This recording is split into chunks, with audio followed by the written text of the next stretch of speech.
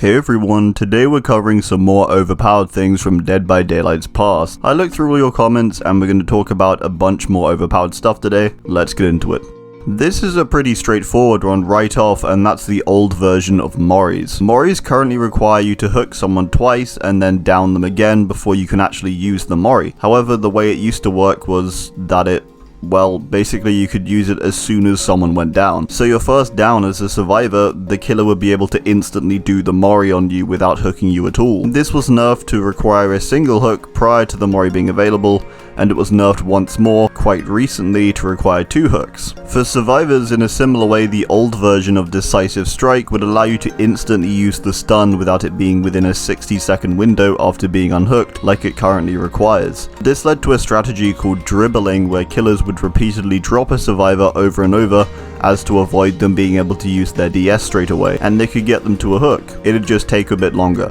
Next up, we have some of the old versions of Exhaustion and Exhaustion perks. One pretty overpowered status effect early on was Exhausted. Currently, when exhausted, all Exhaustion perks, often considered to be the best survivor perks in the game, are unavailable until you get rid of the status effect. How the effect used to work was that when running, it would still fade away and you could regen your Exhaustion perks mid-loop or just generally as you're running around, and at the same speed also as if you were just walking around. This made Exhaustion perks very powerful as they were strong to begin with, except back then they didn't have this drawback of requiring you to stand still or walk like you have to now. It was nerfed briefly to be 50% of the usual recovery speed when running, and then finally behavior made it impossible to recover from exhausted whilst running. Another thing that used to be possible was combining exhaustion perks for some insanely powerful builds. Currently using 2 exhaustion perks is broadly pointless. Some people can kinda make it work, but there's no reason really to run more than 1 exhaustion perk. But before, you could combine perks like sprint burst and balance landing. Balance landing used to have this passive stagger effect, meaning you could fall off of buildings and you could recover from the stagger quicker. Combinations of these perks were especially powerful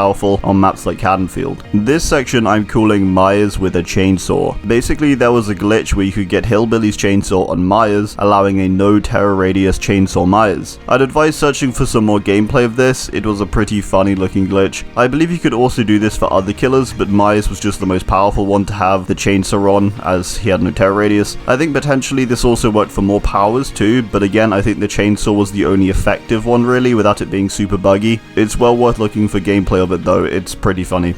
And this section I'm calling Chases. In DBD there used to be a shack with 2 windows, no bloodlust, and no window blocking, and you were guaranteed as survivor to always get a fast vault no matter the angle. Now, let's cover the simple things first. Bloodlust is currently a mechanic that is in the game as a fix for some loops being too strong. Currently, when you've chased a survivor as killer for 15 seconds, you gain a small boost to movement speed, I think around an extra 4%. And this scales the longer you chase up to Bloodlust Tier 3, which requires a 30-second chase with no successful hits and gives about a 12% boost to movement speed for the average killer. Currently, we have relatively fair loops in the game and a slightly nerfed Bloodlust. It used to be no Bloodlust and loops that were more powerful. Another fairly self-explanatory one is how fast vaults used to work, where now for fast vaults to trigger you need to approach the window from a certain angle, otherwise you'll get either a slow vault or a fast slow vault. In the early days it was fast no matter what if you were sprinting. This makes chases harder as survivors can loop in a much tighter area or structure without needing to think about how fast they'll think they'll be able to get through a window. The other pretty self-explanatory change from the early days is the fact that windows would never get blocked by the entity, meaning you could technically use structures like Shack infinitely, which is why they were called infinites. And you would just be able to continually do this as the entity just didn't block the window vaults at all. With that said, this was changed incredibly early on in the game. Finally, small little one was that killer vaults, I believe, were also slower during the early stages of the game, which just amps all this stuff up basically. Further, talking about looping, we have the old loops, some of the most overpowered being the old version of Killer Shack, which had 2 windows. Also, some loops could spawn with multiple pallets, making them, well, pretty good. Another thing, briefly returning to vaults, was something called vacuum vaults. This was an issue early on in the game that made windows very strong for survivors and not so great for killers. Before approaching the vault, pressing space prior to reaching it, you would get sucked towards it and make tons of easy ground, getting through the window quicker and generally making it tricky for killers to hit you if you did so. Almost like a vault was vacuuming you in. There was also similar things with pallets, which would basically teleport you to the opposite side of the pallet after dropping it, allowing allowing for some very unfair situations. Before there were fog offerings to change thickness and such, there were offerings called moon bouquets. These offerings would change the brightness from trial to trial,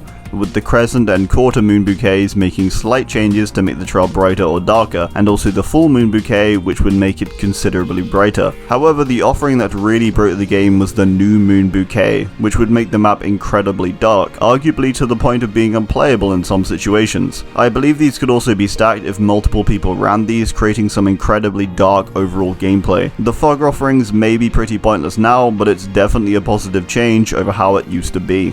Last of all, we have the changes made to Nurse. When Nurse was added, she had a base number of 3 blinks. She now only has 2.